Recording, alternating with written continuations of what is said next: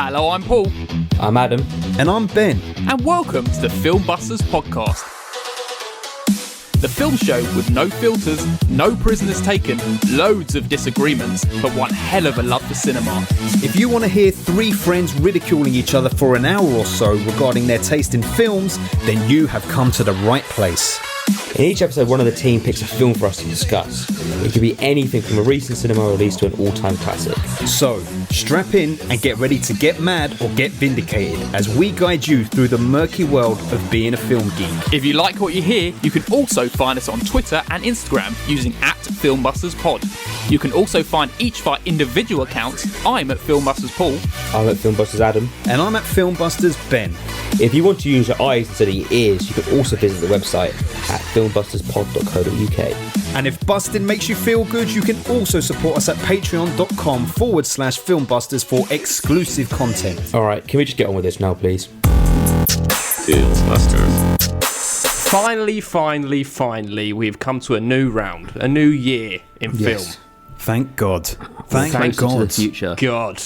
Yeah. 96, isn't it? Yes. 96. Have we done a film from 96 before? We have one film. Casino. No. It's just I get to that bit in a minute, right? I don't know. Adam I'm wants just to go straight into it. It's just rushing the episode. I was 6 years old. There you go. Were you even born yet, Adam? I was been 2 years old. Oh, nice. Man, I was 10. Yeah, you're so old. 2, 6 and 10 is how old we were when Evita came out. Work Can you out, imagine everyone. the three of us? Yes. Imagine the three of us watching Evita at our respective ages when it came out. All our parents taking us to the cinema to see that at that age. I would not be able to absorb that film at 6 years old. What do you think would be the most eye-catching bit? If you were watching it in the cinema at that age, what would be the bit that you remember? Most likely Argentina. What, the song or the The country? song. Oh, Yeah. Before even going into the film, literally, I knew that song, but I never knew it was from this film. Oh, really? Or the musical. So, Okay. yeah. I was like, finally, after all this time that I've known the song, I've actually know what it's from now. When I went to the dump first thing this morning at 6:30, I was listening to both Evita and Jesus Christ Superstar. Oh, there you go. There you go. What's the buzz? Tell me what's happening. What's the buzz? And then Tell me you put what's the happening. the song from Holy Motors on with the accordion. Oh, that's a banging song, man. Get all That's the an Julio absolutely get all the incredible Julio track. songs to come round. Oh, yeah. Yeah. I need to return to that film. It's been too long. I know. I feel like It was Julio. I've rewatched It was it Julio since. who brought this. And Yeah. I thought I'd enjoy it more the second time, but then I remembered I think we just hold it in such fun regard, and we've kind of hyped do. it in our heads better than the film actually is. It's entered into podcast lore because we had the Contrarians on for that and it was as well. such a good, and it's such an iconic film as well. Like, Absolutely. Well, Well, yes. yes. To talk about that. No, we're not. We are kind of here to talk about Julio because he did bring this film today, Evita from 1996. He loves giving us the musicals, doesn't he? He does. He Very does. musical boy. He is. And because Jesus Christ Superstar is also Tim Rice and Andrew Lloyd Webber as well. Oh, So yes, it's a very consistent theme from this guy. is this a Andrew Lloyd Webber thing as well? Mate, do you not pay attention to the credits? No. Simple answer. There you go. The streaming age is made for Adam, where as soon as a film ends, they say, "Oh, you don't really need to care about anyone who's involved in it, so let's minimise it." That really annoys me, but because they also do it to everything, even when the credits have something still going on, they still minimise it. I know. As an aside, right, I watched Harry Potter last night, the final one, and I just wanted to see one name right at the end of the cast and credits, right? I have it on Blu-ray. I should have just put the Blu-ray on, but for ease, I put the streaming on. Do you know how impossible it was to pause the credits? To pause the credits because it keeps going back, minimising it and going on to, now you want to watch the film again from the beginning. More like this. Yeah. More like this. Yeah. Fucking infuriating. I'm like, I just want to see the name of this one person. Let me. Did you get to pause see it. the name? Well, I think we had to do a mixture of Googling afterwards. Basically, we wanted to see what they'd named, what Harry Potter and Lucius and all that, or Draco rather, had named their kids, because they weren't all revealed in that final scene, but in the credits it has the full name. Do you remember what Draco calls one of his kids? Harry. No. Something Malfoy. What is it? Quiz question for you. Paul should know. So it'd be. I'm guessing it's something relevant. Well, it's not. That's the thing. But it sounds quite cool. So it's not a name that we've heard before in the... No, but it's quite cool, and it shows that he's still a nasty bastard. Is it alliteration? No, I'll tell you, because you won't guess it. It's Scorpius. Scorpius Draco. Oh, I did know that. Malfoy. I did know that. Scorpius. I knew That's it. a cool name. It's a cool name, isn't it? It's very villainous. Know that. Yeah. And apparently, that stage show that they've got on the West End at the moment, Harry Potter and the Cursed Child, is based on him and... It's all the kids, isn't Harry it? Potter's kid. Yeah. Yeah. I'd love them to make that into a film.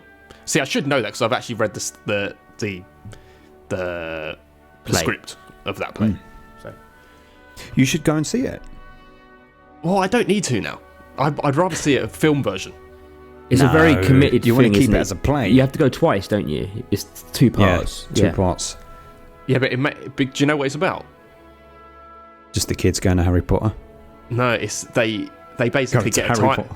They get a time turner and go back through all the very significant moments of Harry and all them lot's lives. So they go back to I don't know, when they were using the time turner with Prisoner of Azkaban, and they're in that scene and they don't want to mess time up and stuff. So See, they could never I think do the it'd be film cool. version because the cast are all too old and that no one would accept them recasting for a film, right? And also how much money that play's making. I don't think they interact with anyone, so they could do it. Right. I can't remember exactly what happens. I've read it so long ago. But obviously it's not as good as the actual rest of the franchise. Yeah. But yes. Well, anyway, that's that. Well, I was going to do a good link. Sorry, go on. Saying about how you went straight for the streaming version rather than the Blu-ray that you had. I did, yes. Yeah. So that kind of leads us on to our Patreon. So we got a Patreon at www.patreon.com/filmbusters. You get exclusive content, you get exclusive episodes, you can suggest films for us to do, you can come on the show. It's all very great. And basically, we're doing part 2 of our physical media chat, which we kind of delve deep into. We want to talk about more, don't we? That's right. Yeah. And that was one of the things about whether you would put a film in that you have a physical copy of, or just go to streaming, whatever's easiest. Well, This is the case study of that very thing where you've literally just gone to streaming rather than use the physical copy. So yeah. Yes. And maybe we'll discuss why later. yes, exactly. In the So Patreon. if you want to do that, we've got the part 1 out, but we're going to do part 2 after this episode, and that's at www.patreon.com/filmbusters. But yes, today we are talking about Evita from 1996, and we should go to the staple of every episode. We kind of move swiftly on to talking about the film and do a quiz about it. If you've not seen the episode before, I ask Ben and Adam 2 questions. If they get them right, they get the points. If they get them wrong, I get the points. Yes. The scores at the moment are me and Adam 1 point, and Ben with 6 points. Wow. This Way is my ahead. year. Give This it was- up now, Adam. Yes. This was Adam's fault for not remembering anything last episode. Yep. I'm sorry. I haven't got your 2 fucking obscure knowledge brain sponges. Obscure knowledge of remembering a film. Obscure knowledge brain sponges. That's what he describes us as, Paul. Do you want your questions? Yes. Yes. So you should both be able to get these very quickly, and I think it's going to be whoever gets it quickest. Okay. So Eva goes to which capital city at the beginning of this film? Buenos Aires. Yes, thank you. You got the point. fucking- Well done, Ben. I Lovely. was going to say that, but I thought that's too obvious. Exactly. To be honest, Should've gone for I missed the Yeah. beginning of the question. I didn't even realise you were asking a question yet. I was trying to think, was there something she went to before she went there? Because that was going to be too obvious of an answer. Very No, good. That's it. You got the point. And now you're ready for this one. This is just as obvious. Okay. Evita. Jesus Christ Superstar. Which other Andrew Lloyd Webber film have we done on the podcast? Cats. Well done, Ben. So quick. Jesus, 8 points you're on. Do you know what? I'd forgotten that we had done Cats as well. Mad that we've done 3 Andrew Lloyd Webbers. I know. Look at that. We've done more Andrew Lloyd Webbers than like Scorsese's or something. Well, it's getting there. Maybe we have. Casino, Irishman, and King of Comedy. Yeah, we've done 3. Maybe it's just 3. Yeah. Well, give us one more, Julio, and he'll be the king of the podcast. I mean, it goes to show that. Oh no, we'll talk about it once we get to Evita. We'll talk about it. Remind me to come back to that Andrew Lloyd Webber thing. Okay, well, I'll remind you. So yes, okay. Me and Adam, 1 point. Benny, you're on 8 points. Look at me. Look at me now. Look at us. Look at us. Look at us. Look at us. Look at Should us. we talk about Evita? Well, no. Before that, let's talk about 1996. You want to hear some Yes! stuff that happened? Go on then. Let me hit you up with some 1996 stuff. There's some dark stuff and some good stuff. But love it. We'll just go through it all, shall we? So, Let's do it. In 1996, Prince Charles and Diana got divorced. How do you like that? They got divorced. Very dark. Very dark. Now do we I are like going that? dark. You want some light now? We had the birth of Dolly the sheep. You remember Dolly the sheep? Aww. The clone. The clone. 1996, they were cloning. We had real live cloning in 1996. Here's some dark stuff. The Dunblane Massacre. Oh, fuck. There you go. That's probably the darkest thing. Oh, so dark. Let's move on. Nintendo released the Nintendo 64 in Japan. The N64 came out. I thought it And was for them. Adam, you would have been too young to have the N64. Paul, did you have an N64? I had the N64. What a So beautiful did I. console. Did you loved that GoldenEye game, right? I did, but I also loved Mario 64. I had to Oh, say, I that's see. why I remember playing the Mario No, but one. do you know what the best game ever made? And I think it is GoldenEye. this game. Nah, it's not. It's Zelda Ocarina of Time. Best game ever made. I remember playing it. I remember playing that Ocarina of Time. It weren't for me. Fucking loved it, man. It's so Don't good. you love going round in GoldenEye with your mate and playing that man with the golden gun? Yeah, of course, mate. Oh, mate, how can you beat that? I know, but it's just the obvious. This That is the game obvious is better one, than isn't the it? Bond movies. It's the obvious They're better one. than the fucking movies. The obvious, I know. Yeah, but Sonic is the best game that was on the Mega Drive. I never had Mega Drive, so I wouldn't know. You were a brat and you had that horrible one. I had the SNES, mate. SNES, yeah. Ugh, Yeah, I was a SNES boy. you're a pig. You're the one. You're the one who speaking moved of on pigs- to Nintendo, mate. You're the Speaking pig. of pigs, speaking of pigs and farmyard creatures, mad cow disease hit Britain. Yes, the What a It's been pig. here like every other year since. bovine spongiform encephalopathy, or BSE, Oh hit shit! Britain. Yes, this is all UK related stuff for the most part. Here's some more. The IRA ended an 18-month ceasefire and started planting bombs in the Docklands area of London and blew up a shopping centre near Canary Wharf, I believe. Very dark year. I know this is bad stuff in 1996, isn't it? It gets even darker. Take That announced that they were splitting up.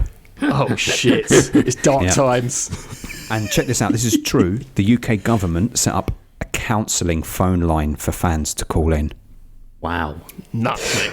Ridiculous. Nuts. Adam Sandler founded Happy Madison Production Company. Aw. Jay-Z released his debut album, Beyond Reasonable Doubt. The Spice Girls released their debut single, Wannabe. George R.R. Martin publishes A Game of Thrones, the first in his Song of Ice and Fire series. Still ain't finished it. Still ain't finished it, the fucker. Tupac shot multiple times in a shooting in Las Vegas and dies six days later. Dark times. Dark times. But Hotmail began. So it's all every come cloud. back. It's all come back It was around. Hotmail. Bill Clinton was also re-elected, and depending on where you stand, that could be a good or a bad thing. It probably is both at the same time. That's it. So that was 96. Quite an eventful year, I would say. Very A lot eventful. more going on there than other years. I know. Let's see if any of these films we're going to cover in this year reflect any of those wild things that happened. Oh, I wonder. If It it's takes a very dark. long time to keep with the times. Yes. It does, yeah. Well, Anyway. just to put a cherry on this, 1996. We've done one film from 1996 before. Do you know what it is? I was going to say it's Casino, but it's obviously not. It's not Casino. It's a very small film, a small British film. Right. Oh, That's- Beautiful Things. Beautiful Thing. There we go. Well done. Yeah. Look at that. So Look at we the have knowledge. already encountered it. And there you go. Very fitting. That was the year that Take That split up and Spice Girls came along. Yes. Is that slightly homophobic? It's not meant to be. Why is it even? Why is it? Because I'm just saying, Spice Girls, like Take That was very much a gay icon band. Like they had a lot of gay symbolism, and then Spice Girls just as gay evolved icon. out of that. Yeah, well, they are. They are. It's true. There you go. Well, Take That had to die for Spice Girls to live. They did. They did indeed. Should we move on to Evita? Yes. Let's see if it's as dark as the year. Oh, what a circus, oh, what a show. Argentina has gone to town over the death of an actress called Eva Perón. We've all gone crazy, mourning all day and mourning all night, falling over ourselves to get all of the misery right. Oh, what an exit, that's how to go. When they're ringing your curtain down, demand to be buried like Eva Perón. It's quite a sunset, and good for the country in a roundabout way. We've made the front page of all the world's papers today. But who is this Santa Evita? Why all this howling, hysterical sorrow? What kind of goddess has lived among us? How will we ever get by without her? Right, everyone, today we're doing Evita from 1996. It is directed by Alan Parker. This is suggested by Julio from The Contrarians. This is a spoiler episode, so if you haven't seen the film or the Sage Show, then we're going to ruin it terribly for you. If you haven't read history, we're going to ruin it terribly for you. So you might want to go watch it and then come back and listen. There's only been one person that we've done on a podcast episode before in another film. Do you know who it is? Oh, I know who it is. Adam, do you know who it is? It's going to be... What's his name? What's his name? Fuck me. Forgot his name now. So no. There's only two hymns in this, really, of note. Yeah, but it is one of those hymns. I can picture his face. Jimmy Nail. Jonathan Price. But it's not. It's Antonio Banderas, isn't it? No, it's Jonathan Price. It's Price. Oh, it is in The Two Popes. Yeah. And also one other film. Oh, really? Yeah. And guess what? This one was suggested and also featuring... The Age of Innocence. I've just seen it. Yes. Spoiled it for you, but God, yeah. Adam's spoiling. Was Julio in the episode? He was, wasn't he? He was with us on that, yeah. Yes, yeah. All very fitting. It's always our patrons who bring Jonathan Price to us, because Two Popes was Kate Yanotti. And also, strangely enough, that is what we call Alex and Julio, the Two Popes. So. There you go. Yeah, there you go.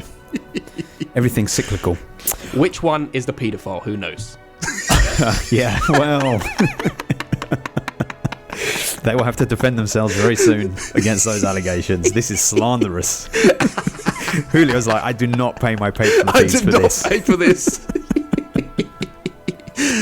Anyway, Adam, have you got a plot description of this film? Yeah, this film is about someone called Eva... I've forgotten her surname now. Longoria. Eva Perón, who was an actress in Argentina and also married the president. Well. Oh, Presidente. Presidente. Dictator. Better than last week's Better than last description. week's, yes. Shall we have some facts? Yes, please. All right, so this musical historical film was based on the 1976 concept album of the same name, which was made by, as previously discussed, Tim Rice and Andrew Lloyd Webber. The first time the musical actually went on stage was 1978, and the whole film, as Adam says, depicts Eva Perón, her beginnings, her rise to fame, political career, and eventual death. Directed by Alan Parker, who famously directed what? Do you boys know? I'm sure Paul knows. We said it before and I've forgotten it now. I did look now, I can't remember. Bugsy Malone. There we go, Bugsy Malone. That's it, yeah. And wildly written by Parker, but also Oliver Stone. We got Madonna as Evita, Jonathan Price as Juan Perón, Antonio Banderas as Che, who is sometimes Che Guevara, depending on which version of the story you watch. So, having looked into it, they never met, these two people, but because of who Che Guevara was and what he kind of represents, in certain productions they name him as Che Guevara, but for the film they don't. He's just meant to be an everyman called Che. But we can discuss that. Yeah. Following the release of the 76 album, the adapting of it from a musical into a film became hellish. It went on for 15 years. The rights got moved from one studio to another. All these different studios were involved in it. Oliver Stone was actually involved to direct at one point, and then he stepped away. Parker finally agreed to do it in 94, and they started recording the songs for the soundtrack in London, but it took many months after they started recording the soundtrack before they actually started working on the film. And Rice and Lloyd Webber created one new song for the film, which is called You Must Love Me. And filming took place in Buenos Aires, in Budapest, and in England, in Shepperton Studios. And the people of Argentina were a mixed bag of reactions to this film, because there were protests thinking that they might tarnish Eva Perón's image. There was outrage that it was kind of whitewashing a little bit as well. A little bit. Entirely. For the most part. And one of the songs is often dropped from the stage plays when it happens, and I happen to think it's one of the best songs in the whole film. So if you guys can figure out which one that is when we talk about it. Okay. And it did win. It was nominated for many things, but I believe, I'm not sure if it won. I can't remember now if it won or if it was just nominated for You Must Love Me for Best Original Song at the Oscars. I can't remember, I'm afraid. Well, good facts regardless. Thank you. There you go. That's one Thank you, fact Benny. for you. Thank you. Adam, it's Julio's film, so by default you get to decide whose first impressions you want in what order. I'll go first. Paul can go second. Ben can go last. Okay. Okay. Okay, I'm gonna go first. I'm gonna be honest with you here and do a Film Busters first. I think I watched half this film and I turned it off and I didn't watch the other half. Oh my god. Oh my god.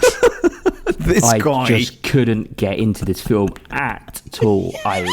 It was such a chore to get into the first. I think I got to about, I want to say an hour in, 45 minutes in, and I watched that in like 3 sections. I just couldn't get into this film, and I was like, I'm going to turn it off and I'm going to come back to it when I'm in a better mood to watch it. Maybe it was the time of day I was thinking, like, and okay, I was probably watching it again and I was like, nah, this film's shit. When I say it's shit, it's not. I'm not going to admit to you, it's not terrible. It's not like this film is like Cats, like it's awful to watch. It actually hurts. It's offensive. It's just not for me. I could not get into it at all. And then I saw there was like another hour and 40 left, and I was like, nah, I can't be doing this right now. Adam, I feel what so are you bad. Say? I always want to give a film like its props, get to the end. I mean, I've done it so many times, and this is the first one I've gone, I just cannot do it. I just cannot get into this film at all. listen. Review this? Let me tell you this, right? After we watched the film, I said to Jenny, Adam is going to hate that. So yeah, I can feel that too. Endorsement. I knew that you were not going to like it, but I can't believe that you didn't even make it past 40 minutes, man. You finished Cats. Yeah, and that was a struggle, but I think because Cats is only like an hour and 20 long, it's like, oh, fuck it. This is like 2 hours 40. Yeah, that may be true, but Cats felt double the time. I think because Cats is so fascinatingly bad, it kind of keeps you there. This is just boringly bad. It's vomit-inducing, that film. Yeah, it is. But there's, I mean, I don't know. I just couldn't. Adam, at what point did you shut it down? Where did you get to? I'm gonna tell you now. I'll go on with Disney. 10 minutes. You can't even remember the last thing that happened in it. I think she got on the boat. My Disney's been deleted. What the hell? Okay, I'm not. She gonna get got it on the boat, so you didn't even see her in Buenos Aires. She was on a train. She was on a boat.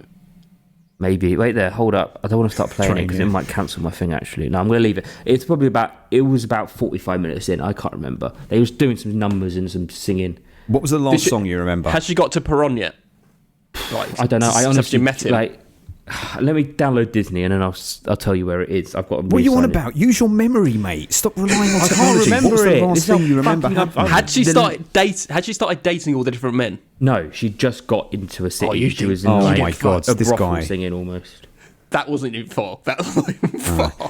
Adam, you're going to have to listen to us when we tell you what the hell happened in the rest of the film. Then Here we are. he never even saw Jonathan Pryce. That's so. That's how we didn't know. Yeah, I can see. How could you see his face when you haven't seen it? Did you know Jonathan Pryce is in the film? Jonathan Pryce is there on the screen now.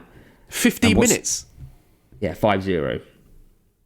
Oh, 50. It takes 50 minutes before Jonathan Pryce appears in the film. He's in the film now. He's in it for a bit, looking at it. She's singing with him now with an army soldier.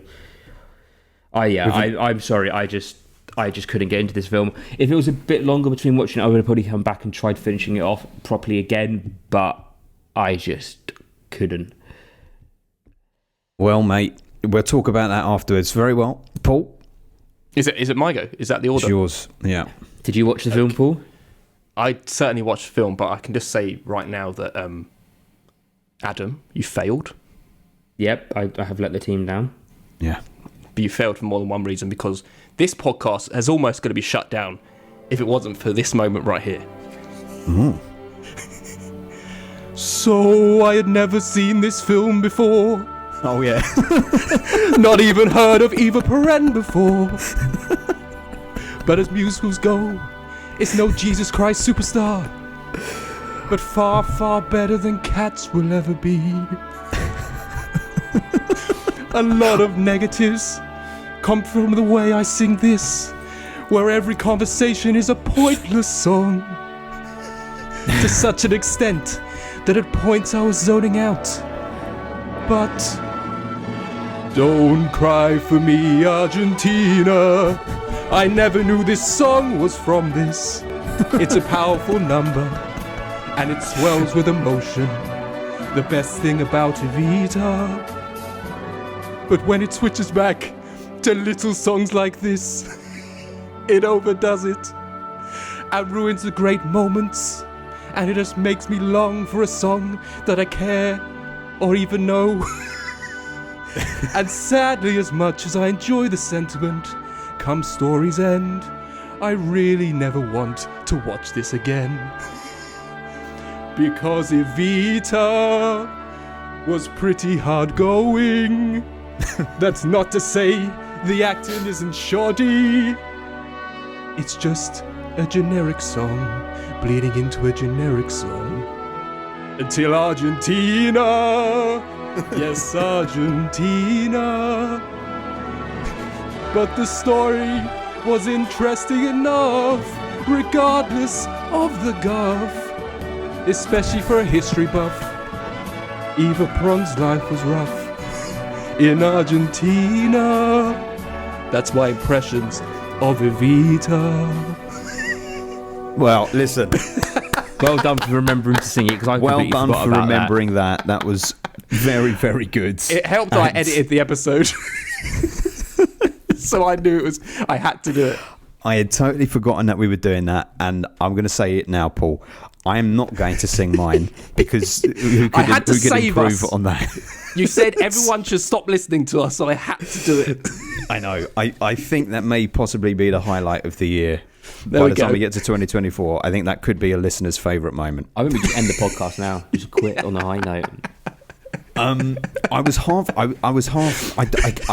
listening to you, so I could follow everything, but I'm trying to think what your points were. That's where we disagree or agree. But I think overall, wow. So this is the most unusual way of reviewing this film so far. One person didn't complete it, one person sung it. What can I do? That's original. I can't really do anything original. I'm just going to have to say what I actually thought. Well, I'll tell you that.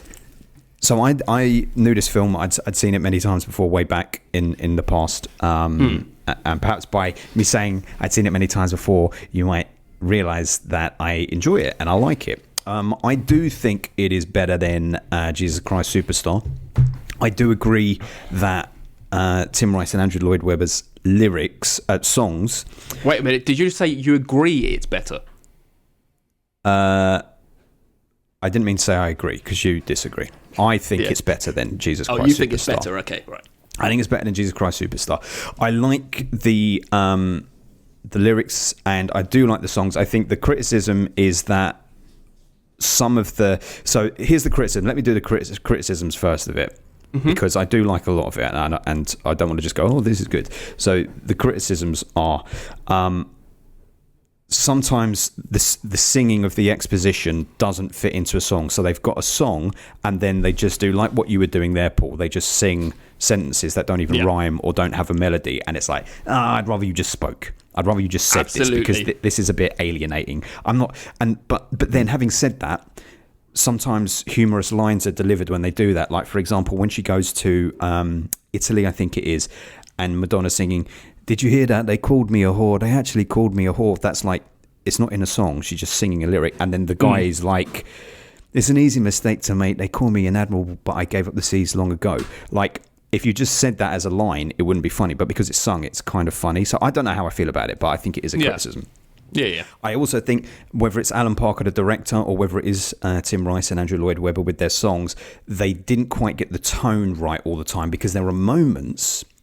Adam won't have a clue what I'm talking about here, but there are moments where it sounds like something ominous is happening, but then we don't actually see anything ominous. And what I'm thinking of particularly here is when Perron takes to power and is on the balcony, right? Before Eva comes onto the balcony and joins him, the crowd are going, Perron, Perron, Perron, Perron, and it sounds really haunting. It sounds like, this sounds like Nazis.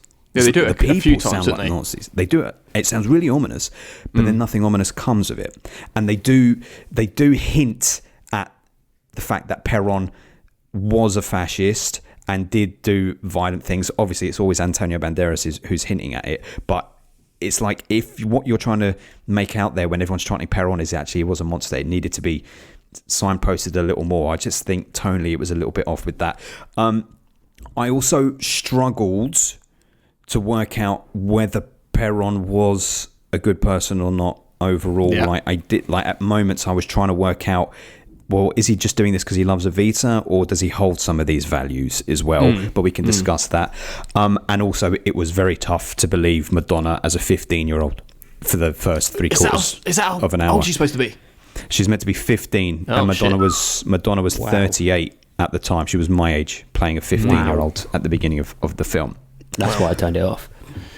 Well, there you go. However, just those things aside, I love all the rest of it. I love that it gives me a history lesson, because I know absolutely nothing about Perron and Eva Perron and all of that. So it is like a great history lesson. It's told really well, because whether it's through the songs, whether it's through newspaper cuttings coming on, whether it's through the visuals that are accompanying the songs, you follow a story of which you know nothing about, for me personally.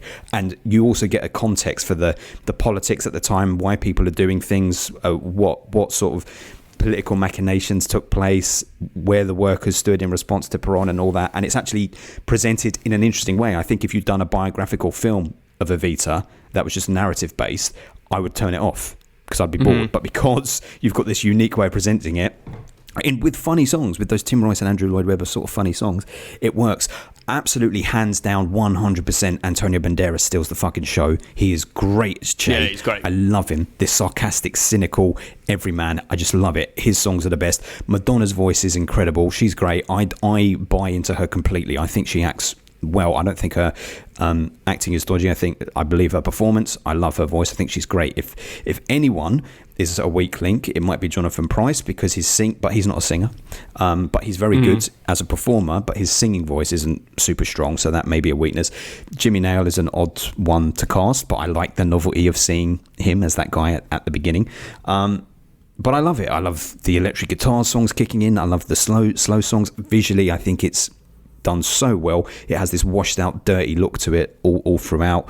And I really like the fact that there is a comparison with Jesus Christ Superstar, because Che, who keeps us engaged and interested in the story, is exactly like Judas in Jesus Christ Superstar. Like, he's the reason we like Jesus Christ Superstar, because you've got someone who's like, I don't buy this shit. I don't believe it. What's going on? The dissenting voice when everyone else is admiring them. And yeah, I think there are so many songs that are great in it. And and I very much enjoyed it. Very good. Well, let me just say, because obviously it might have been hard to kind of follow exactly what I was saying, but I'll also kind of elaborate on different points. So I didn't have any idea of the history of this film. So going into, not the history of the film, the history in general. Yeah. Going into it, I was like, okay, who is this Eva Peron? And going off the back of Antonio Banderas' character at the beginning, and he's like, oh, it's all lies, like she did nothing with her life. I was like, am I supposed to hate her? Am I actually not? Am I supposed to not like her? And I was kind of a bit like torn with actually understanding what was supposed to be going on. I agree, Antonio Banderas was great, and so was Madonna. Like when I started watching it, first thing Scott said to me was that he could not enjoy it because he kept just seeing Madonna. He couldn't really appreciate her as the character. But I disagree with that, because I whether it's just the contact lenses or something, it kind of took me out of actually just seeing Madonna most of the time. So that kind of worked. But I totally agree with you about the songs. I highlighted like a couple of songs in my notes that I said, okay, I like this one, but I could not sing them to you right now, apart from the Argentina one, because it was hard to kind of grasp what a song was, where was the start and end of it, because everything was just singing. So I was just like, I found it really hard to kind of appreciate the good songs when I was just so overwhelmed with everything just being a song. Well, that is it. You're basically listening to, like, even a band that you love. If they released a 2-hour album, there are going to be moments where you're like, I don't really like this. Especially when it's not all songs. Especially when it is people singing in a musical voice, like the review that Paul's done. It's like that. It's not even like, I don't know, Cat Saw or something like that. It's like there is 50-50. This is 99 to 1%. It's very overwhelming. I think that's probably one of the main reasons. But also, I can't do this, man. That is the novel element to it, I think, because even though I say when they're singing narrative lines, like the really jarring one, Adam, you will have seen it. The most jarring narrative line is early on when Jimmy Nail is singing to her, and she goes, "I will never be middle class. My father was middle class. We weren't allowed at the funeral." And it's like, you're just singing dialogue lines here, and it seems jarring. Also, there was one at the beginning where he was like, "You shall not go," and she's like, I'm going," and then the whole song plays out, and then it ends with her getting on the train or the boat or wherever she's getting on. To leave. It's like, you're like, but that could have been a great bit of dialogue between two characters almost arguing or having like a thing, and it's just like, no, I'm going, and she gets on and it's a whole song. It's just like, that is a great song. I want to be a part of BA Buenos Aires, Big Apple. Yeah, I quite like that bit. Great. That's the one. I love that one. BA Buenos Aires. That's great. And Adam was like, "No, not for me," and shut it off. No, I'm not talking like the song, but like, it's just, I don't know. It's such a hard film to get into, I think, is the problem there. Well, let me give you a little context, right? That pretty much where you shut it off, Adam, is around about a point where Jenny was one round, because afterwards, Jenny said for the first like 3/4 of an hour, she was having a real hard time with it and wasn't bought into it. And then the song, which I don't think you necessarily got to, the song which changed it for her, and I agree, it's like a pinnacle moment in the film, because suddenly it's like, right, we're in a new place, is when Ava starts encountering different men, getting into relationships with them, and then passes them on, and Antonio's like, off you goes, sayonara. So I remember like her walking up a staircase through a building singing, and there was loads of guys everywhere.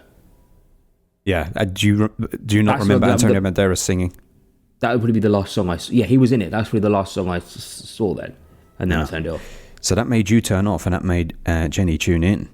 I agree. I love that. I didn't turn it off with the idea I was just like, I cannot get into this right now. I need to watch this because we're talking about it.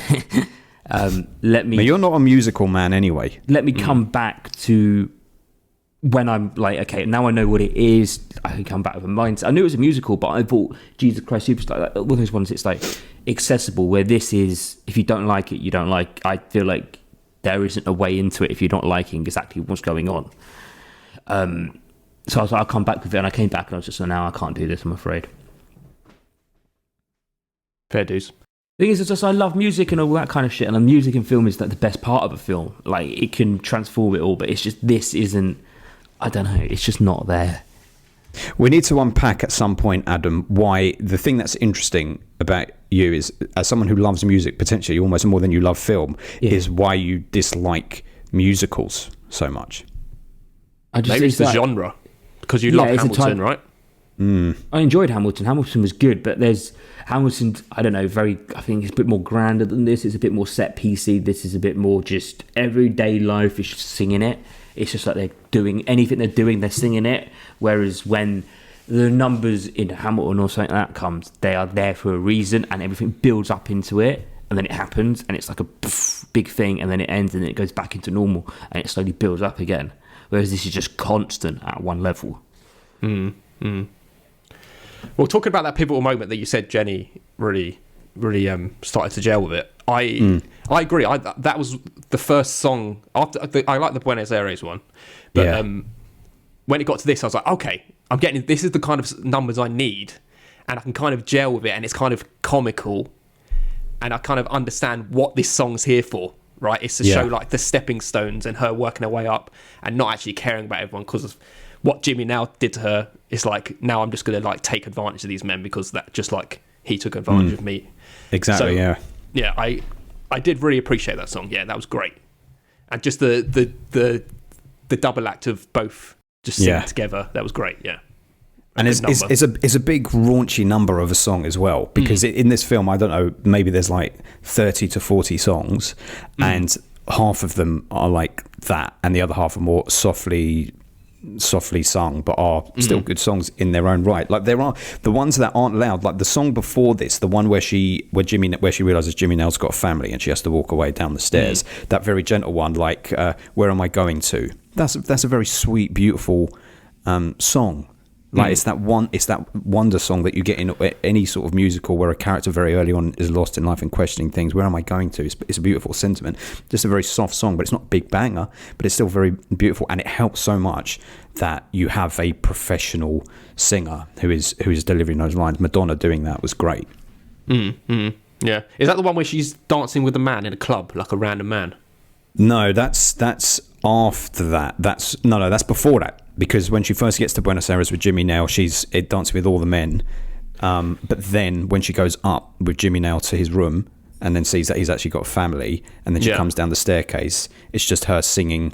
Oh, okay, right. By herself.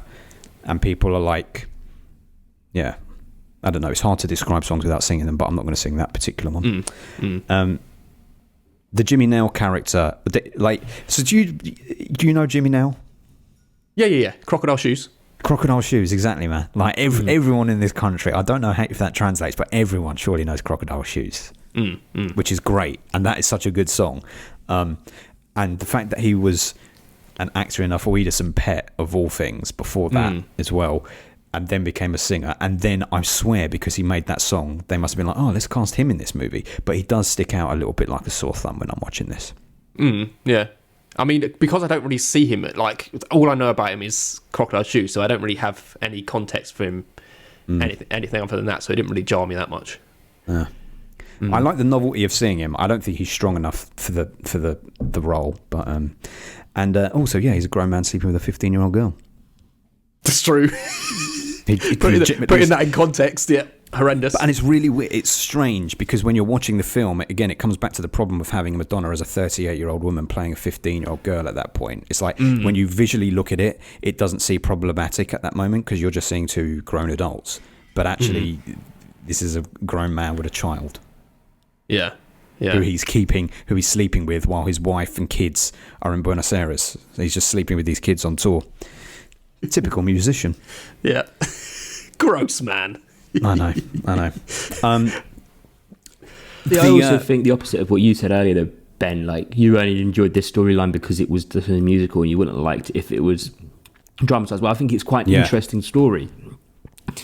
Well, it is, yeah, it is. But as a musical, I like to see it in a non-musical form or in like a documentary or something like that. That would have been quite interesting. Whereas, see, that is interesting. I like it, while it is an interesting story, and that's the thing. It is an interesting story if you don't know it.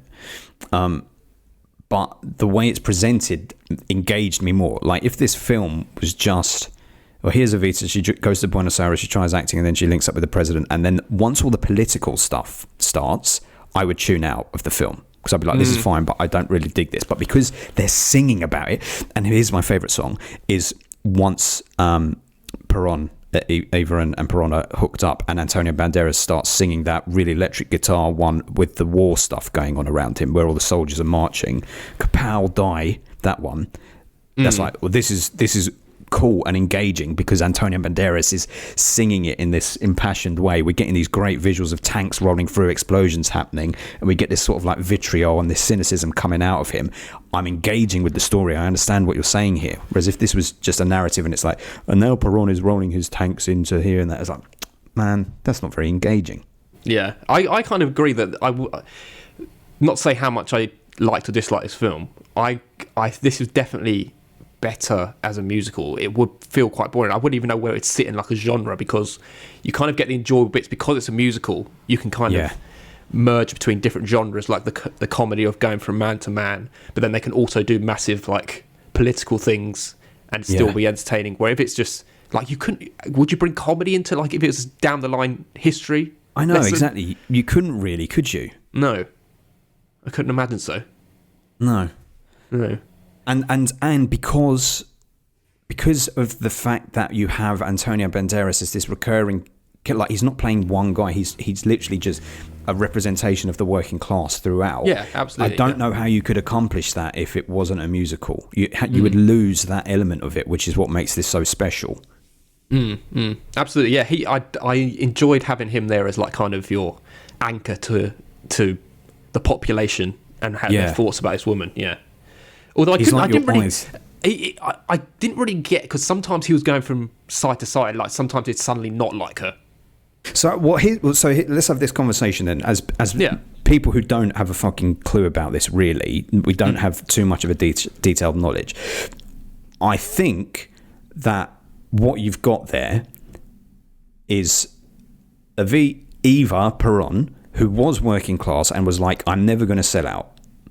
Yeah, I'm going to go to Buenos Aires. I'm going to be an actress. But then when she gets there, she starts climbing the ranks because she realizes actually I want to be someone, but I want to be someone, but also be of the people. And through her fault or not, she ends up half and half. Like she thinks getting where she came from, kind of thing. Yeah, she does. Like even though she keeps going, oh, my foundation will take care of that. You know, the song about her charity and all that. It's like, but you're still agreeing that money is being siphoned off somewhere. You are still in Perón's pocket. You're still playing political games. You are still dressing up in Christian Dior and all of that sort of stuff. Yeah. But at the same time, you say you're of the people. And it's like both things can be true. And I think, at least in the world of the film, I don't know in real life, but in the world of the film, I think what it was Banderas was the real working class representation who's like, yeah, you used to be one of us, but look at you now. You're up there with Perón. He's this fascist. You're buying all these clothes. You're not really with us. And she's like, well, actually, if you were in my shoes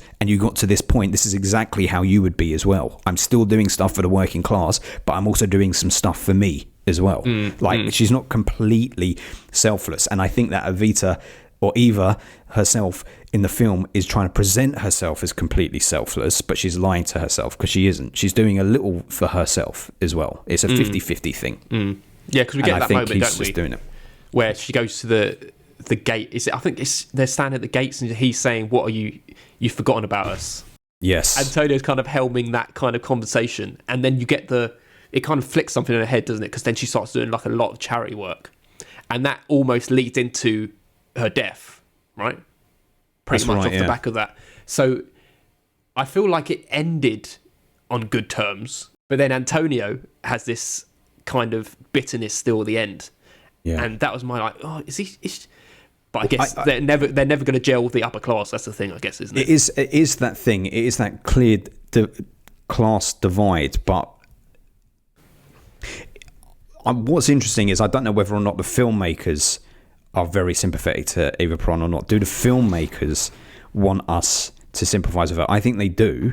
I think they do want to make her a very sympathetic character, but they're also acknowledging that even though she was and was loved by many people in Argentina, she did have all these flaws as well. So it's like she was a heroine to the people, she was of the people, but she was problematic also. Because I don't think when Banderas is... Because a lot of the time, the stuff that he's singing about, if you just read the lyrics, you would think, oh, he really likes her. But the way that he sings it shows his sarcasm constantly. Yeah. And like that thing right at the very beginning when she's dead and the funeral procession is happening, and he's singing, he says something like, when you die, we should all be buried like Eva Peron. It sounds like it's like, oh, what a great ceremony. We should all have this. But it's kind of like, when you die, you ain't getting this. Look at this fuss they're making for her. But none of us are getting this level of fuss. They'll forget all about us. I guess you can also have this kind of duality at the end where, if you're looking at it in like the broad spectrum of upper class and lower class, you have the lower class love her and the upper class don't accept her. Yeah. So there is this love-hate thing just in the whole balance of everyone as well. Yeah. And it's like you have different representations because Peron loves her. He is middle class, upper class, of course, but he loves her and he's doing what he's doing for her, less so because he feels passionate about it. I think that is how it is. And that scene at the end when Banderas kisses her coffin and sort of looks at Peron over the coffin is like, this woman is what bonded us. We have this uneasy relationship, you and I. I'm working class. You are Peron, this fascist president. The woman in between us is the connection. This is how you connected to the people, and this is how we, the working class, got our voice to you. Without her, what's going to happen? And I kind of like that. But there's also that, like Jonathan Peron's background is that he was kind of lower class as well, and he's also worked his way out. So I think that's why they kind of respected him a little bit as well. That's true. You know, it's very true to life. Is if you look at the inauguration photos, what was it? It was House of Cards. Early on in House of Cards, Spacey's character is talking about how the more president elections that happen, the closer the inevitable president gets in those inauguration photos. You see him on the outskirts, and then he gets closer and closer and closer, and that's what was happening with Peron in this. Yeah, on the balcony. Yeah.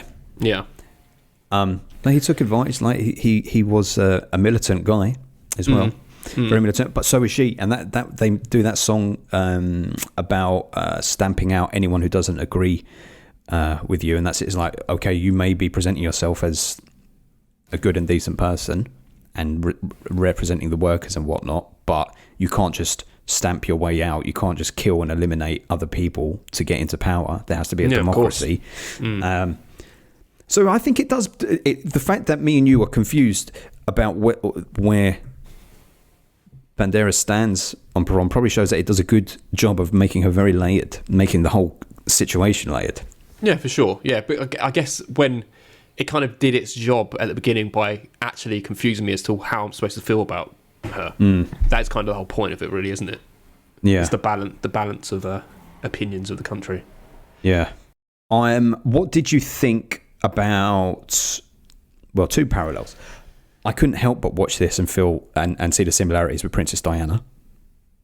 Yeah, absolutely. Yeah, which is ironic because Diana hadn't even died yet. As we said at the beginning, she had only just divorced Prince Charles. But it was kind of a similar thing where Diana was this woman of the people, and there was this mass grief across the country when she died, very young as well. And I feel like, I don't know, but I do feel like the UK working class always sort of looked at her like that there is one of our own. Yeah, one of ours up there. Yeah. And then even to the point she did lots of charity work and stuff. Yeah, even to the point of we love her, we don't love the royal family as a whole, as a collective. Exactly that, yeah. And everyone, even now, all the people who criticise Charles and William and all of that, who defend Harry, are always like, oh, he's his mother's boy. Like, he was right to get out. His mother would be very proud of him. It's like, you represent us, and you are our only connection to that way of life, and without you, we don't want nothing to do with it. Yeah, absolutely. Yeah, there's definitely parallels there. And also, Madonna was essentially, it felt like playing a version of herself, because I don't know whether this is factual or not, but there has been a long-standing rumour that Madonna slept her way to the top. I don't even like to say it in that respect, but there is always these stories that Madonna, when she was a younger woman, slept with various men to climb quite high in the music industry. I might be wrong in saying was that. Was it in the Weird Yankovic film they said that? Well, they do take the piss out of it in that film. Yeah. But before that, it was kind of like a thing of... But then that's the thing that's interesting with Eva Peron, is like she's doing that, and who's playing who? She's not being taken advantage of. She's actually taking advantage of the men. She's sleeping with the men to advance. It's also they did it to her. Well, someone did it to her, and she's like, and they make a point of saying she's never going to like actually love anyone or have any feelings for them. It's all about using them to get where she needs to go. So I don't ever like hate on her for that, because they're all sleazy men anyway. Like the first man she gets with is like taking pictures of her and make her into like a glamour model. Yeah. So it's like you got to do what you got to do to get to the top. I know. Mm. I mean, I liked Eva Peron throughout. There wasn't a moment, even despite Banderas' songs at times, there was never a moment where I was like, oh, you've gone too far, you've done wrong. And maybe that's a failing of the film, is that they probably should have shown a little more clearly, rather than just as asides in songs, her doing some of the stuff that people weren't quite agreeable with. Yeah, I can see that. Yeah, I feel the same. I liked her as well. And do you think that, like, when she met Peron, that was actually her actual person that she did love, or she was just there for the same reasons? What do you think? It could be like Peron could represent something. Like Peron could just represent an opportunity for her to help her working class. Like, I don't love them. And well, here's the thing: we see it in one of the segues. He comes to her bedroom. They're sleeping in separate bedrooms, and she's like, she doesn't answer the door to him, and he has to walk away in the shower. So it's almost like it's almost like they had no sexual relationship, almost. Yeah, and I guess the song is kind of telling when they first meet each other, and it's the songs that "I'd Be Good For You." Yeah, and it's like, it's not saying they want a relationship. It's like, we'll be good for each other because we'll elevate each other. That's right. Yeah, absolutely. That's what they both did. Really, absolutely. Yeah, because it does. It gets him into power because of the people. What does he do for her? Like, he elevates her to a higher class. Position. Yeah. She wouldn't have been as beloved as she was if she wasn't in that position. Yeah. Because they were almost, when Peron gets arrested, she was almost like the spokesperson, like the hero of his release. And then that is kind of where I think the position changed, of the people actually loving her more than loving him. Yeah. Yeah. And when just everything she stood for. Yeah. Because it ended up being more about what she wants to see Argentina as, rather than I want him to be released. Yeah. Yeah, it's true. And like, all his advisors around that table are like, we shouldn't be doing this. You need to move away from what she's saying. And he's like, this woman is the only reason that we're here. And then they say, the only reason you're here. You're here. Yeah. But like, it forces you to identify with her, though, because every time you see the groups of the middle class, they're all saying stuff like, she wandered into our enclosure, like, such a shame that she's here with us, this bitch, this slut. And it's like, yeah, we ain't going to be on your side. But the thing that's funny about that is, like, someone like Andrew Lloyd Webber, who wrote this, I always think of him as like a conservative middle upper class wanker. So how are you going to tell this story then? I mean, I don't know if he necessarily is. Maybe being in theatre and stuff, it's not exactly... Theatres doesn't exactly lean onto those morals and such, do they? I know, but I know, I get what you're saying it, but like, if you're surrounded in that world that he's surrounded in, he's probably going to have some quite liberal views, especially for like the LGBT community and all that. But he's not gay. Is he not? He seems it, doesn't he? Are you sure? I have it on very good authority from someone who has worked indirectly with him that he slept. He had a shag pad in London with many, many women. Oh shit! Yeah, slander. Yeah, I mean, I'm not saying that makes anything, but he's in the community with people like that he probably has to stand up for. Well, see, here you go. Here's a good parallel then with the Ava Peron thing. You would think, oh well, she came from working class, so she's a good representation. But there's actually skeletons in the closet. Andrew Lloyd Webber. Women, yeah.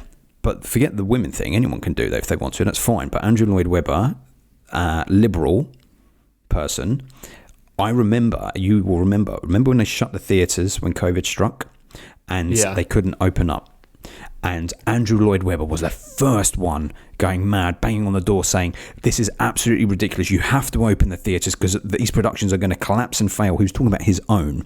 And he said, we can't reopen the theatres with social distancing. It's never going to work. You need to open them up and we need to sell every seat as is. There's no two ways about it. This is what Andrew Lloyd Webber said. And now that is Andrew Lloyd Webber just going, I want the money. Give me the money. That's what he's doing. Absolutely. Liberal or not, he's going, give me the fucking money. Not about the health of people and all the people watching the shows. Yeah. So you can be two things. You can say you're a voice for the working class. You can say you're a voice for liberalism and whatnot. But then ultimately, there's another thing that pulls at you. Mm. Well, this film is, I guess, kind of manipulative in a way because we're only seeing it in her in a positive light. We don't actually know, us coming from the UK don't really know the ins and outs of the whole story, so we're just seeing it for what it is, as like, everyone loved her, so who knows what the actual story is, kind of thing. I think that she is absolutely adored out there still. But at the same time, if that's the case, then it's saying about why would Andrew Lloyd Webber want to kind of do a story about her when he's not from the same kind of I guess maybe kind of thing. I know it's the same. It's the same as saying got the backdrop on it, isn't it? It's the same as saying why would you want to make a story about Diana? It's like renowned. Everyone sees her as a good person. So regardless of like the minute things that people might think about her, then that's what it is. It's made me think of the fact that I don't really think that this is a discourse much. Maybe it was in Argentina at the time. Julio may have some thoughts on it as well. But the fact that you do have, apart from Banderas, like a white cast playing these roles, these days would be a massive speaking point. And it would be probably, I don't even think you could do it now. I'm not sure you could tell this story now with a white cast like that. Nah, but back then, there was no fuss, I don't think. Yeah, maybe true. in Argentina. And I never found it jarring because the thing is, and I'm not saying it's right, but the thing is, it works for what it is. You have good performers putting in a good performance. Are there Hispanic actors who could have played all of those roles? Almost certainly. But just like with the Killers of the Flower Moon thing, it's about what is going to sell and make money. And if you cast unknown names in that Evita film, it wouldn't have made money. So that is why the decision was made. That's it. The system around has to change if you want to have Hispanic actors playing all the roles in Evita. And I agree that would have been nice, but the system it certainly wasn't in place in '96. No. And it's not like, I don't think they had to do much to make her look like Evita. All they did was put contact lenses in her. Yeah, and do her hair a bit horrible. And that just kind of worked for what they needed. And I read that they did some vocal coaching with her because, and actually you can tell, if you listen to early Madonna, like Borderline, which I fucking love, Borderline is a great song, you listen to that early Madonna and then listen to what her voice became after she received vocal training for Evita, it becomes much stronger, much bigger afterwards. So that obviously worked very well for her. Well, it's different styles of singing as well, isn't it? Because like Zoe, who sings, she has a very theatrical voice. It's not necessarily like a kind of Americanized pop voice she uses. Yes. It's the way the inflections of the words, and it's a very different way of singing. Yeah. So that's probably maybe how they had to teach her a bit of that. Yeah. I guess, to enunciate a little bit more and be like, we have to understand the words. I always think it's very hard in a musical, if you're not too familiar with it, to always follow what's being said. But in this, you can always get the words. I did have it with subtitles on. I always have subtitles on when I watch stuff now, but yeah. Oh, did you? See, for me, there was so much, especially in the bits where it's just like, you could just be talking this bit. I did find myself like, oh my God, I'm zoning out. Right, yeah. Because it's just so much, it's so overwhelming. Just everything is singing. It's the same as like Les Mis.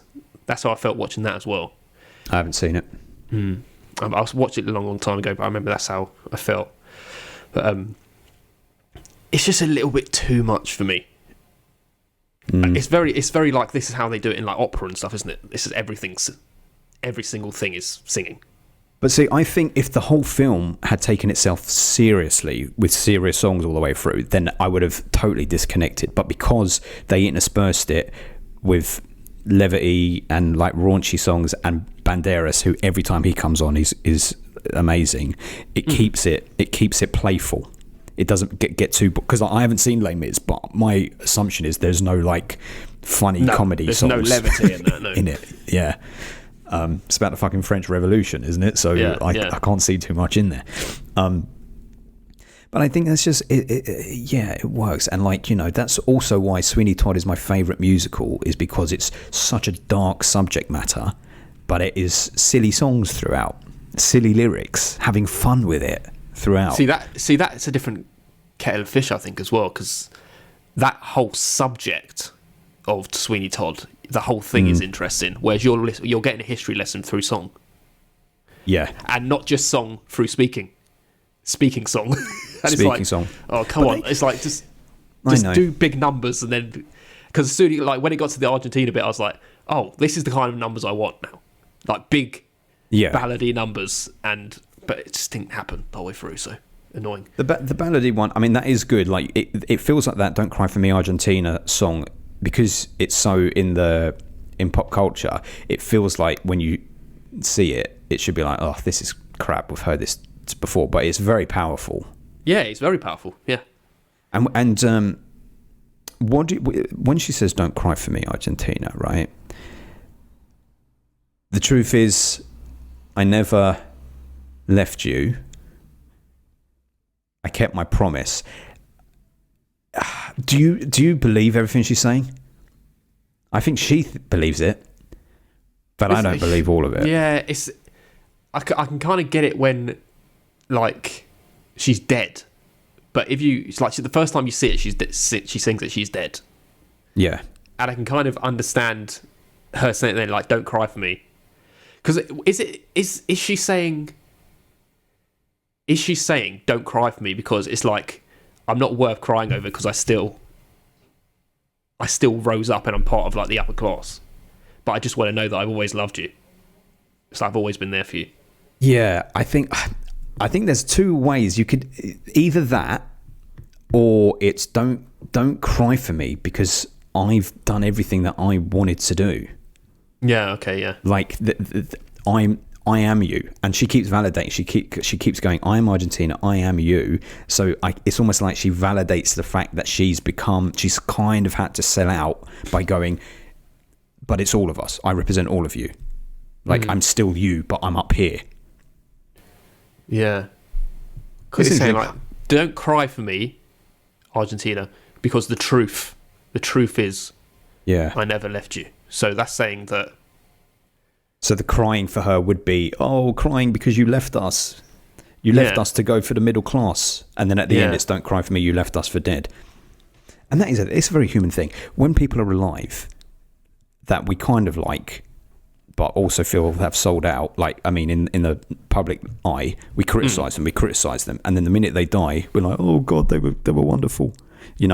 That's kind of what happens in this film. Yeah, sure.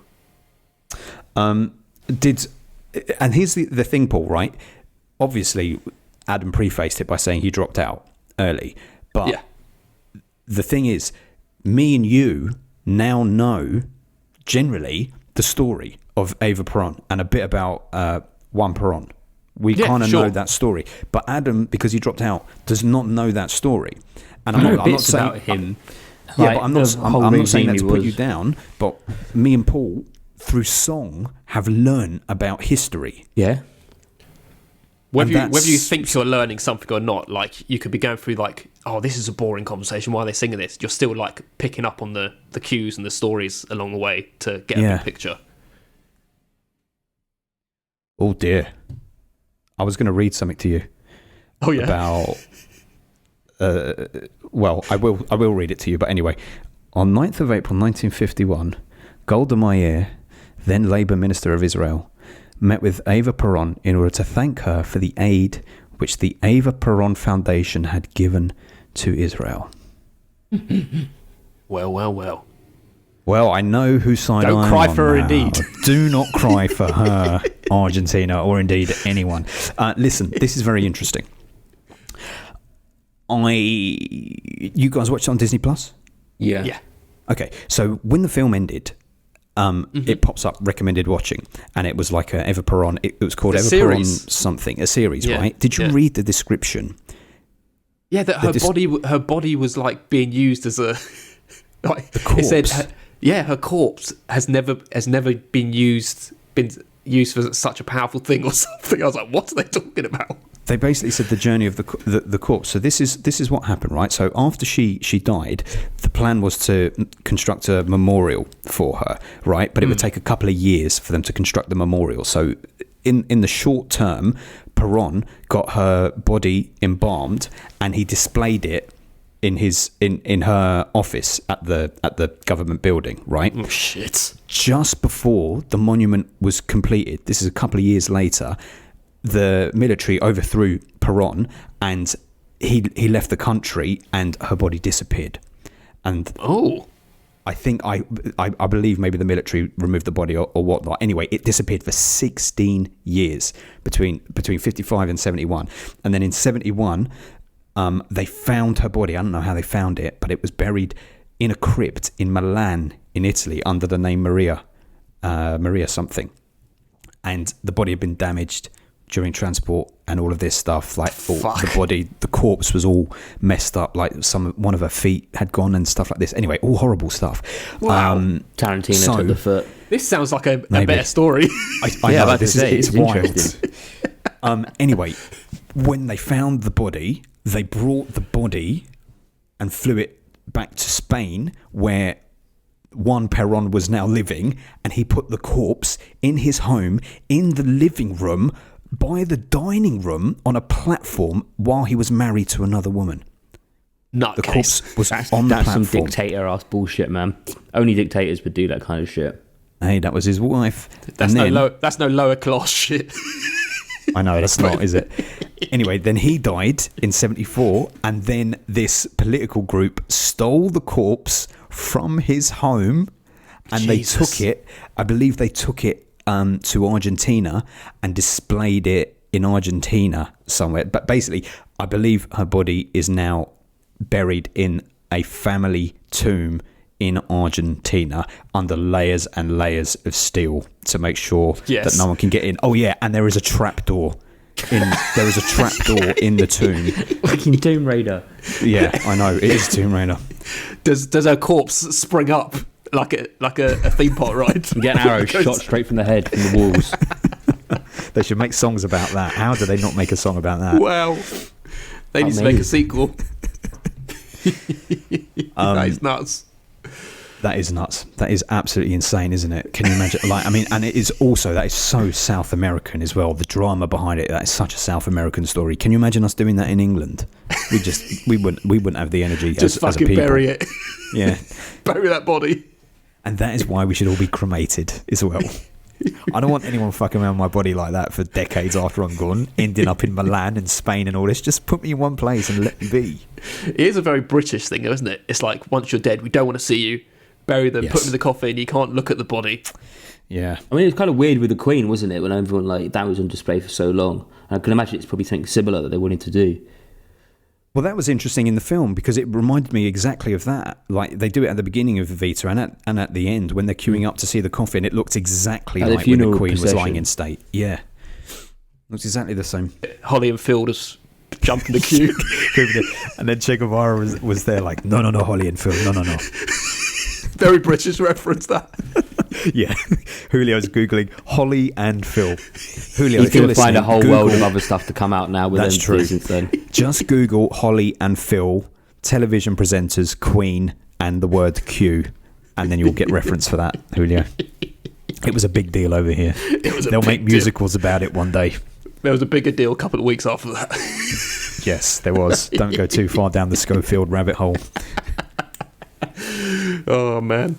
This went down a different path, this film, than I thought it would.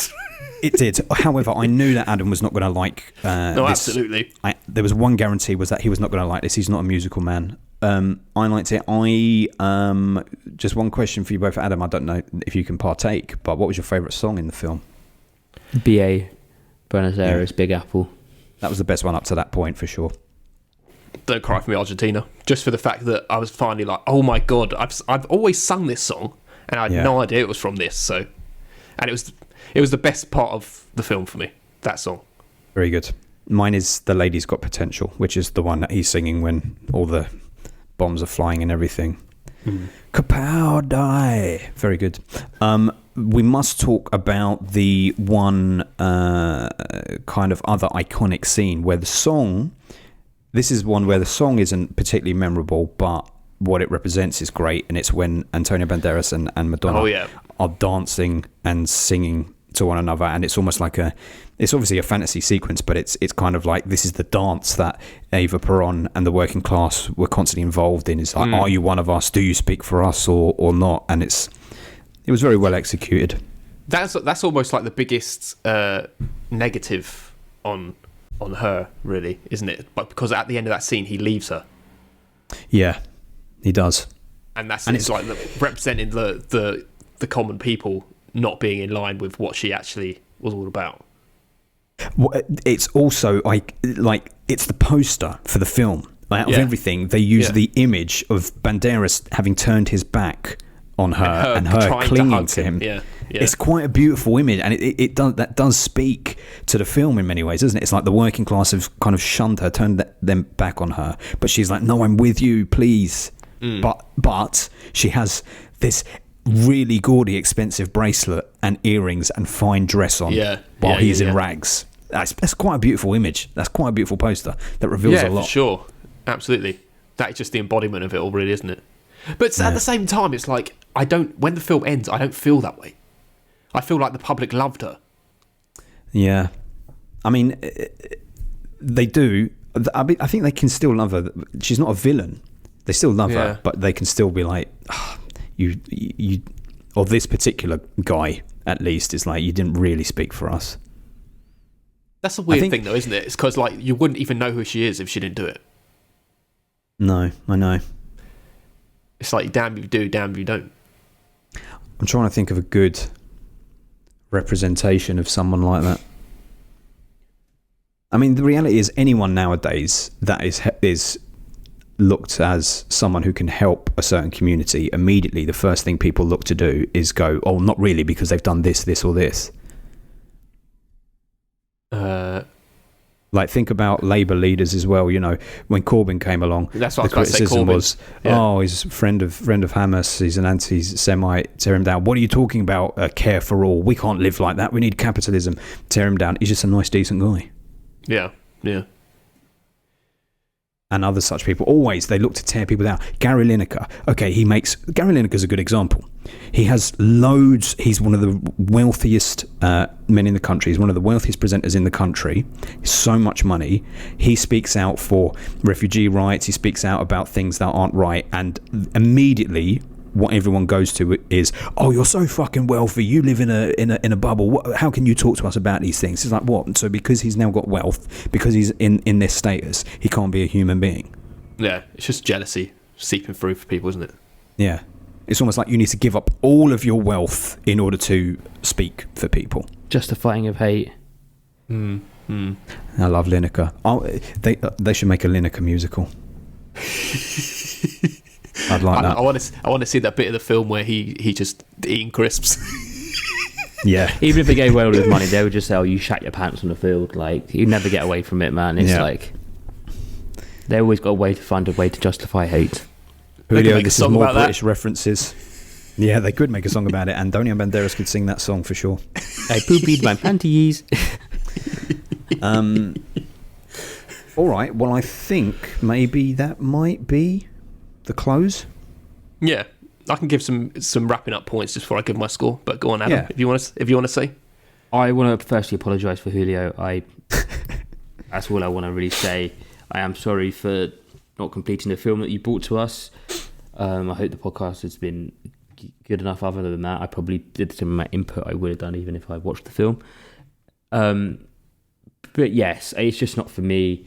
Maybe we'll keep bringing musicals, and one day I will love it. But yeah, this isn't the one, Julio, I'm afraid. Well, it is actually the one, isn't it? Should I give it a score? I don't think I really should give it a score. You have to. You have to. You know, I'm not even going to give it half a star or something like that. I'll give it a 1. Wow. Out of 10. Yeah. That's just absolutely depraved. So you say, what did you say? Did you say Cats is better this because you finished it? So it must be. No, I didn't say Cats is better. I said... Well, you wouldn't know. Oh, yeah, true. Yeah. I still said this is a good film at the heart. Like, it's still well made, it's still well produced, well acted. I just couldn't get into it. Whereas Cats is just awful on every single level. But it's so awful, it kind of makes you want to keep watching in some horrible, weird, depressing way. But even if we weren't doing Cats on the podcast, I definitely would have turned it off. I mean, there's only been 2 films that Adam's ever given a 1 to. It's Cats and American Psycho 2. Well, there you go. I mean, I do feel harsh giving it that. I mean, I would say it's a better film than that, but if I've turned it off, I can't really give it much better than that. That's the only time I ever give films a 1 if I literally turn it off. Maybe it's like having a really nice dinner and you get food poisoning afterwards. There's a food analogy. Adam, I thought that you would have maybe found something in this because you tend to like a little bit of history, a little bit. This is what I mean. Like, looking at it all, I feel like I would. I think it's just the fact that it is all musical and it does get a bit jarring on you and a bit like on me. I think that was it. It was just there wasn't an access point into the film. I think is probably what I struggled with. You wanted it to be like Bugsy Malone throwing custard tarts all over the place and kids doing the adult parts. I wanted SpongeBob to pip up and it could have been anything that you wanted to be. Yeah, good stuff. Good stuff. Okay, so when I was watching it, I did feel a little bit like Adam. Obviously not as bad, but I was like, oh come on! It's just I'm zoning out in some bits. I'm not really enjoying the talking bits. Oh, there's the Argentina song. I like that. Oh, I do like Antonio Banderas. But strange things happened. It's like now I've experienced it, seeing it as a package and seeing like the history of it and just like the kind of what it all means. I kind of did get something out of it, whether it's just the history of who Eva Prom was or what, but I'm giving it a 6. I thought it was fine just for that reason, but okay. I don't really ever want to go back to it again. Okay, fair enough. That's the thing. Fair enough. Well, I mean, I feel like, I don't know, maybe this is like, I wouldn't even be able to guess, maybe like the 20th time I've seen it, so I like it. I do like the songs, I like the... It's one of your most watched films then? No, because this is part of a whole mess of films that I used to just watch on rotation between like 2000 and 2010. Film to put on rotation. I know. But it's because of the songs. The songs kept me coming back. Like, and what was really fun for me was when I was going into Evita again this time round, I couldn't sing a single song apart from Don't Cry For Me Argentina. I couldn't remember a single song. And then when they came on, it kicked right into my brain. There was like every time a song came on. What's that? Paul's favourite N-word, nostalgia. Yeah, but it wasn't nostalgia. It was that feeling of when you don't necessarily love a song, but you haven't heard it in years, and then suddenly it comes on, and you're like, oh shit, I haven't thought about this in ages, and it kicks into something. Yeah, within you. Remember every single lyric.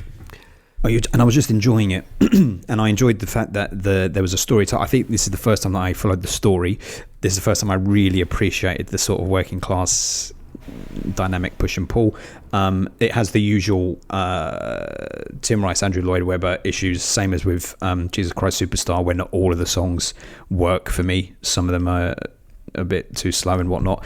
And I've got to say, boys, this was a 9 for the longest time. I was loving it so much. The only thing that made me drop it down is the final 20-25 minutes. Pretty much once we realise that she's dying, the film goes exactly what I was saying. It goes super serious, and we lose the fun. And even though I know that's got to be the case for the story, I think the songs were just too flat for me towards the end because of it.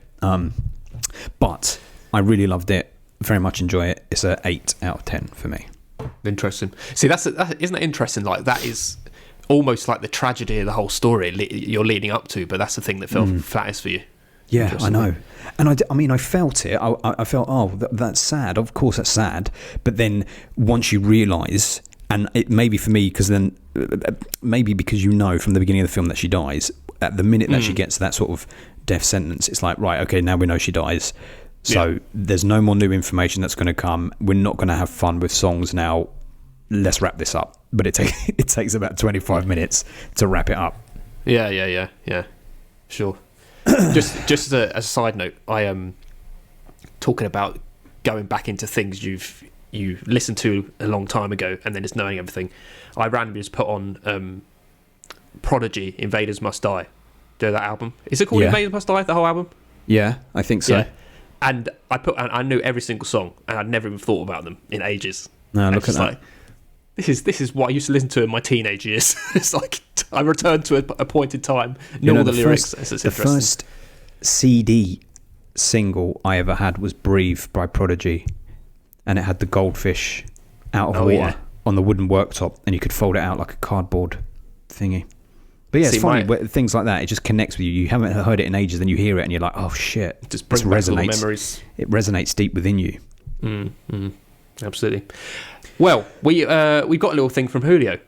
And he says, things are slightly more chaotic than usual around here, so I haven't been able to rewatch Evita.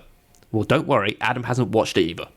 So from memory, I'm going to give it an 8. I won't go into any more details because I don't want to spoil the conversation. I'll say one thing. Antonio Banderas is fucking amazing, and Waltz for Eva and Shay is a hell of a high point in the movie. There you go. Oh, that's the song. That's the song with the two of them, isn't it? Yeah.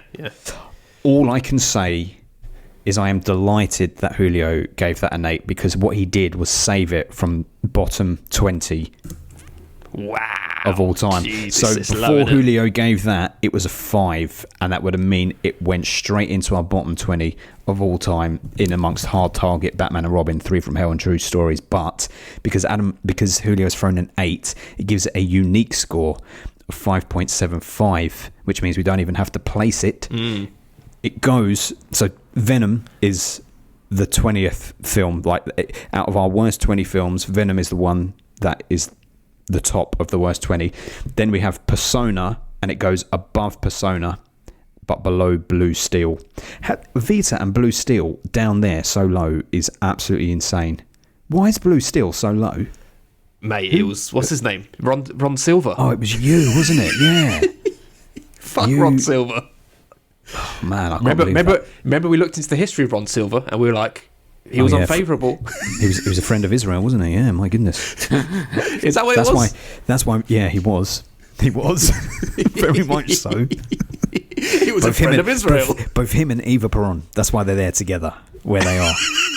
In the rankings. That's what you get when you come on this podcast.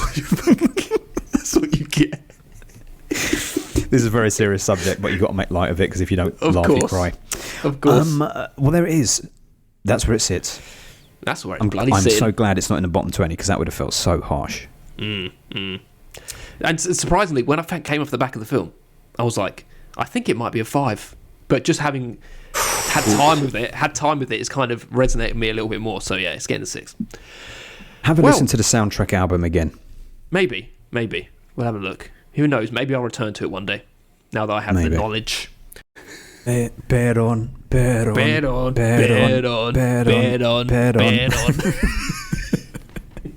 It sounded ominous. One thing I forgot to say is that he was, I believe, let go from office for having a relationship with a minor years after Evita. Oh, these people are gross, mate. There you go. They love it in South America, clearly. Well, Ben, it's your pick, right? It's your turn to pick a film from 1996. It is. And boys, you know that I'm doing an international journey at the moment, so I have to make sure that I do just 75% foreign film by the end of the year. So I'm bringing a foreign film to you boys. I'm bringing a director back who wasn't in much favour with you boys before, but I want to give him another shot because I've watched several more of his films subsequently and I very much enjoy him, and I want to see what you boys think when we return to the world of Takeshi Kitano. So this is Takeshi Kitano's directed film Kids Return. I haven't seen it. A Japanese film. Plot synopsis is Kids Return. The plot synopsis is Shinji and Masaru spend most of their school days harassing fellow classmates and playing pranks. They drop out and Shinji becomes a small-time boxer while Masaru joins up with a local Yakuza gang. However, the world is a tough place. It is 1996, Takeshi Kitano's Kids Return. We're coming back to Takeshi Kitano. He loves the Yakuza. Takeshi. Well, interesting. I've only got one person seen it on my letterbox. What'd they give it? They gave it a 4 out of 10. It's got a decent rating, though. Yeah. I don't know anything about it, boys, beyond that. I just know it's Takeshi Kitano. It's always the best way. We'll go check out Takeshi. Back around blind. There we go. Well, Sonatine was a decent start, so... Hey, Sonatine, I think of Sonatine and often. I really loved that. Wasn't as fond. You weren't fond. You weren't. You weren't fond of that lobster. No. Right. Should we move on to what our patrons have to say this week? Yeah. Okay, so our patrons, they send us the best and worst. They send us the best and worst they've been watching of the past week, and we speak about them. First of all, we've got Sean Panner-Nixon, and he says, "Hello, Paul, Ben, and Adam. Best this week has to be Poor Things. It's been a long time since I've been mesmerised in the cinema like that. Absolutely stunning film with an excellent book-like script and its hilarious dialogue. It's going to be a really hard one to beat this year. I went with my mum to see it and even she loved it, but did say she'd now seen far too much of Emma Stone for her liking." What? She gets naked in a lot. Worst has to be F. Gary Gray's Lift on Netflix, a devilishly average heist movie. I only watched this because my wife loved Kevin Hart, so it was my duty as a husband to watch anything he's in. Having said that, even she thought it was okay. Love you guys and good luck to Ben on his new movie career. I'm sure I'm not the only one who cannot wait to see the results. Wonderful, Sean. Thank you. Bless you. Thank you, Sean. I have no interest in watching that Lift. I watched Chelsea put the first 15 minutes of it on the other day and then she turned it off immediately. She's like, this is shit. I was like, I don't blame you. It looks like absolute guff. It just looks like a very much Netflix film, like people just... Exactly. Like that. No one's going to remember it. Yeah. It's true. Very true. I'm not interested. And Poor Things, Luke spoke about it last week. It's great. It is really good. Are you going to try it, Ben? I know you're not a Lanthimos fan. I mean, I will. I'm not going to pay to see it in advance of it appearing anywhere, I don't think. I'm kind of interested because I don't really, I've kind of stayed away from everything. So apart from people saying it's a Frankenstein film, I don't really know what it's about. It's not really Frankenstein. You could see it play on Frankenstein. It's not okay. The roots are there, if that makes sense. Mm-hmm. Yeah. Interesting. Yeah, I mean, yeah, I will watch it. Very good. Very good. Okay, Sean. Thank you. Thanks, Sean. Next up, we got Julio, the one who's this whole podcast is dedicated to today. And I will apologise one more time, Julio. He said best is 2016's The Salesman, Ashgar Farhadi's. Can you say his name? Sorry. I think so, yeah. Follow up to A Separation, a movie I loved. Well, it doesn't quite come together in the way his previous movie did. It's still a fantastic revenge story that doesn't succumb to easy answers. I would imagine it's even more fascinating if you're familiar with the death of a salesman, which I'm not. I've seen A Separation so have I. last I remember last month. It. Very good. Well, maybe you have to go watch The Salesman then.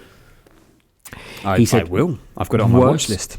Worst, which, not a bad movie, but Rusting, which just earned Coleman Domingo a Best Actor nomination. It's a little too by the numbers as a biopic. Seems a bit like Bayern Rustin's work, and Domingo's performance deserved a stronger movie. I haven't heard of this. Never heard of it. Rustin, no. But the guy was on. I know the guy was on Graham Norton the other week because I remember his name. But who is this guy? I've never even heard of him. Coleman Domingo's from Fear the Walking Dead. Right, that's probably where you know him. Yeah. This film is 2023.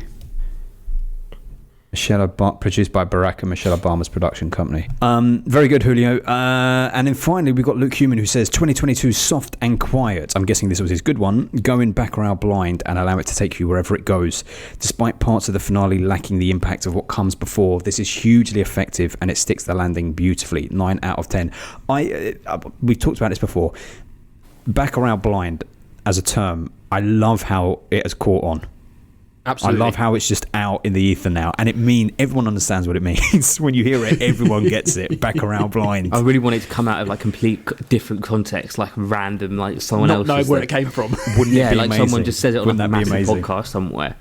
The people Well, the contrarians of Baccarat, just say it all the time now. they say it all the time. Yeah. Yeah. I would love the people involved in Baccarat to hear about it or see it in passing somehow, or to get the chance to tell someone who's involved in it, hey, this is why people say Baccarat blind. It's like their Cockney rhyming slang, but in Brazil. I haven't heard of Soft and Quiet, and since he says Baccarat blind, I won't look into it. I'll just take the recommendation. The bad. Some fools inadvertently convinced me to rewatch 2006's Superman Returns. I'm guessing this is you, Paul. Oops. This is a really weird direction to take the franchise in. While Routh can do a decent Reeves as Kent impersonation, he lacks the gravitas to pull off Superman. Bosworth is a muddled Lois and lacks the spunk, obviously not literally, that the character deserves. Dear me, Luke, that's very crass. Very crass. There are a lot of savvy Probably nods because to of what we Reeves. spoke about on the episode as well. Oh, I see. Okay. There are a lot of savvy nods to the Reeves movies and the DC comic origins, but logic is sacrificed for spectacle and a Whedon-esque soap opera sensibility. 6 out of 10. That's a Whedon Superman film, is it? No, it's even worse. It's Bryan Singer. Oh, right. Yeah, so it's Everyone dumps on Bryan cancelled. Singer. Very cancelled. And guess what? Kevin Spacey's Lex Luthor. Very cancelled. Oh, wow. Yeah. Well, that's why Usual Suspects is almost... You can't really admit that you like it because you've got two of them in there. Yeah. I got a little bit out of this film, but it's not that great, really. I had a lot Returns. of bad things to say about it.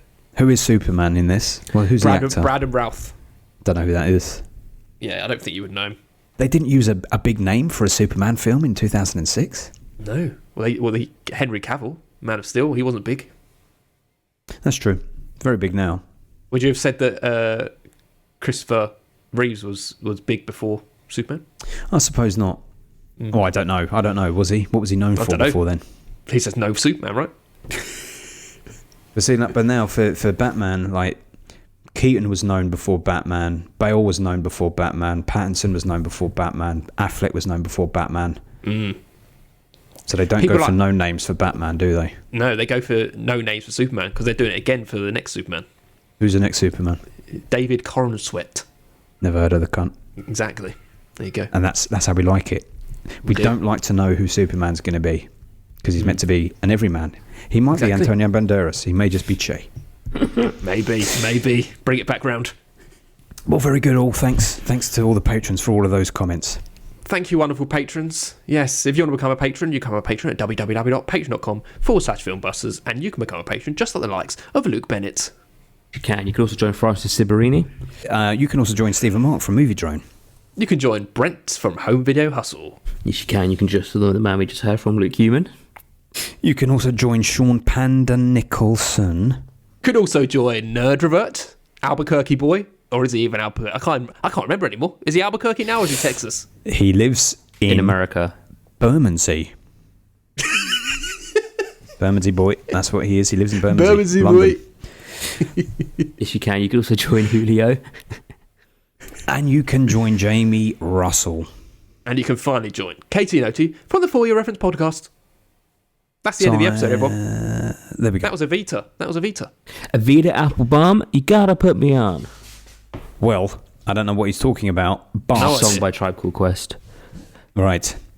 One final thing about Evita, which is wild to me, and I only realised it when I was watching it this time. There is a song that Ja Rule did called 6 Feet Underground, and the opening of 6 Feet Underground has a chipmunk voice singing, "Dice are rolling, the knives are out, with the present danger all around. I don't say them in harm, but they'd each give an arm to see me 6 feet underground." And then I only realised it was Jonathan Pryce from this. He's been sampled, and they turned his voice into a chipmunk, and it starts the song. It's check it out afterwards. 6 Feet Underground, Ja Rule, the opening. Poor Jonathan Pryce. I know. Jonathan Pryce is like, "Oh, Ja Rule, remix Ja me." Rule. Mr. Rule, Ja. Mr. Rule. Amazing. That was all good. Very good. Cheers, Julio. 1996 is off with a bang. We kicked it off. You've divided the Busters. Yeah, very much divided the Busters, more than they've ever been divided before. Yeah. It's quite It's a a big split. divide. I think that's the first time Adam's given something a 1 and I've given it, well, I don't think there's been a bigger gap on the podcast. Probably not. It's a big one. Anyway, very good. Very good. Come and join us on our Patreon now. We talk about physical media. Busters.